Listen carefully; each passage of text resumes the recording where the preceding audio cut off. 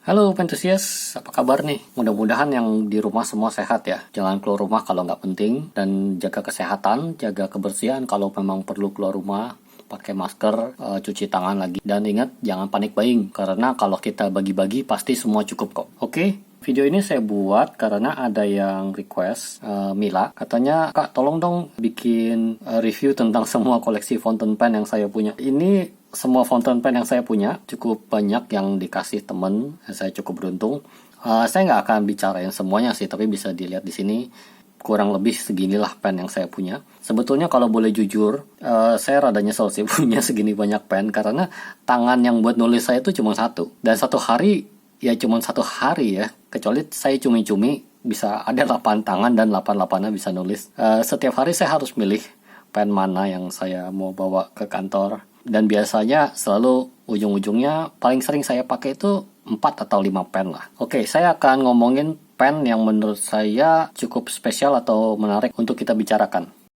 Yang pertama saya mau ngomongin tentang Parker. Ini tipenya Vector kalau nggak salah. Saya beli Parker Vector ini jauh sebelum saya belajar kaligrafi atau terjun ke hobi fountain pen ini sih. Saya beli ini sebetulnya iseng aja buat nostalgia, karena waktu SD pelajaran di sekolah itu harus tulis pakai fountain pen. Jadi saya pikir cobalah beli, mungkin sekarang saya lebih enjoy. Saya suka modelnya, bahannya kayaknya nih dari stainless.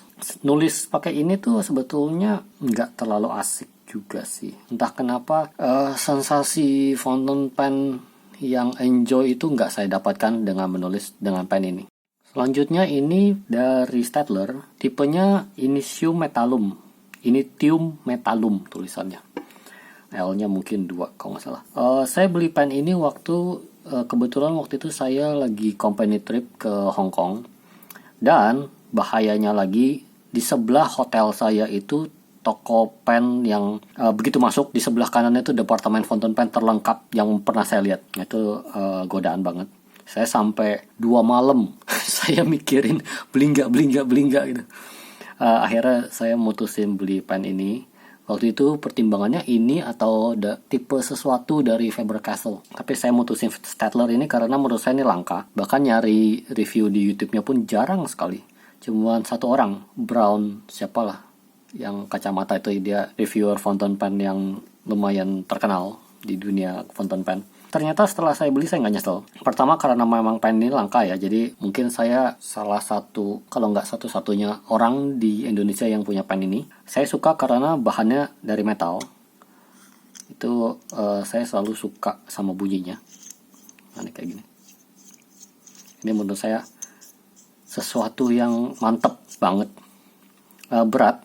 Banyak yang nggak suka sama pen yang berat, tapi kalau saya malah suka karena pen ini berat. Sensasi nulisnya enak, cocok pas banget buat saya. Nggak terlalu halus, nggak terlalu kasar. Feedbacknya itu benar-benar, karena ini semuanya kan metal body ya, jadi terasa sampai ke, nggak tahu ya, enak lah pokoknya. Ini selera pribadi bener-bener. Jadi ini salah satu pen yang paling sering saya pakai sehari-hari. Selanjutnya ini pen dari Kaweco, ini merek Jerman. Yang ini saya beli di eBay zaman waktu bea cukai kita belum ribet banget. Saya suka ini sekali lagi karena metal bodinya. Kaweco AL Sport ini dari aluminium. Kalau yang nggak ada tulisan AL, Kaweco Sport aja itu berarti dari plastik bahannya. Kaweco ini merupakan perusahaan fountain pen yang antik di Jerman. Kalau nggak salah dari tahun 50-an deh, atau tahun berapa puluh. Habis itu bangkrut, habis itu dibeli sama seseorang yang antusias dengan fountain pen, dan dia coba hidupkan kembali brand Kaweco ini. Kaweco ini bentuknya menarik. Dia kecil, praktis, dibukanya begini, lalu dipakai gitu. Kalau yang tangannya gede, biasanya tuh kalau teman saya tangannya gede, jadi dia nyeplos ke bawah gitu. Jadi dia harus digituin, baru bisa pas ukurannya. Modelnya antik banget menurut saya. Pas kita beli, klipnya ini nggak termasuk. Ini udah saya kasih lem sedikit supaya nggak lepas-lepas. Tapi pas kita beli itu polos aja sih. Dan dia ada macam-macam. Ada yang gold. Ini nggak beneran emas ya. Ini cuman sepuhan seolah-olah emas. Ada juga yang dari kuningan. Kuningan itu nanti pelan-pelan dia akan berkarat, tapi karat yang hijau. Patina istilahnya. Karat kuningan. Oh ya. Yang tipe AL ini sengaja saya beli yang stonewash. Stonewash itu adalah istilah untuk, jadi pas masih baru dia dimasukin ke dalam suatu alat, dan alat itu kayak mesin cuci sih, muter-muter aja, isinya air dan batu. Jadi dia ada tekstur kayak kebaret-baret gini. Nah ini sengaja saya beli yang kayak gini, soalnya kalau rusak atau kalau kebaret itu saya jadi nggak nyesel. Nah ini kayak ini ada penyok-penyok gitu. Ini makin hancur makin keren. Jadi kenapa itu saya beli yang ini. Nah sedangkan kalau yang plastik ini, kalau kebaret itu makin diliatin makin sedih rasanya. Untuk yang tertarik dengan Kaweco ini, saran saya kalau bisa dicobain, cobain dulu. Karena 2 kali saya beli ini, dan ada beberapa teman saya dan saya lihat di beberapa forum di internet, nipnya ini bermasalah. Istilahnya tuh baby bottom.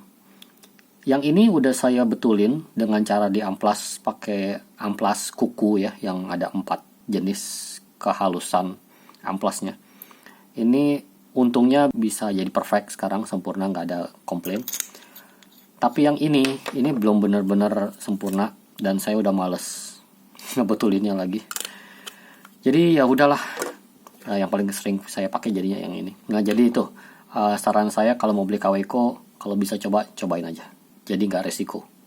Yang ini pen yang sebetulnya biasa aja kalau buat nulis, tapi ini secara pribadi ada nilai sentimental tersendiri. Pen ini umurnya sudah sekarang tahun 2020. Ini dari tahun, jadi bisa dilihat di sini ada kode kecil sekali.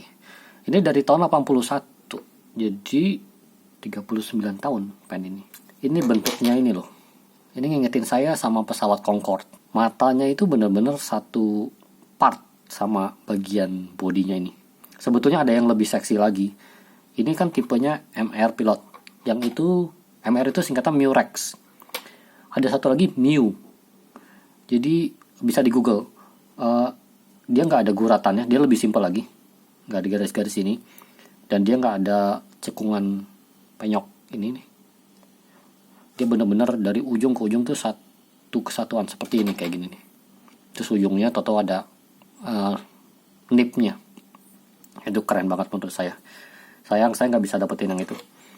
Sensasi nulisnya yang ini biasa aja, karena ini stainless nib. Benar-benar nggak ada yang spesial. Yang benar-benar bikin spesial ini sekali lagi karena faktor sentimental. Saya pakai ini buat tanda tangan di surat-surat penting seperti ya akte nikah, akte rumah, atau akte-akte lainnya. Sesuatu yang menurut saya merupakan landmark untuk hidup saya, dan saya bisa cerita ke anak-anak saya nantinya.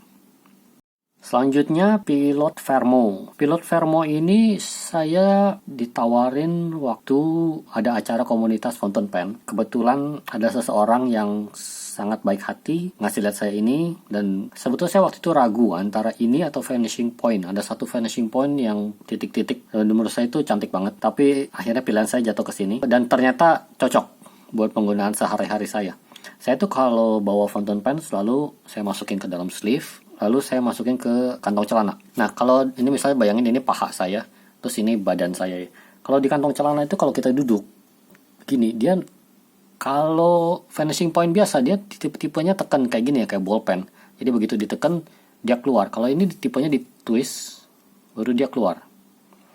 Nah ini jadi nggak ada tutup ya. Jadi ya ini begini aja, diputar tinggal dipakai gitu. Dan makainya itu di klip sini.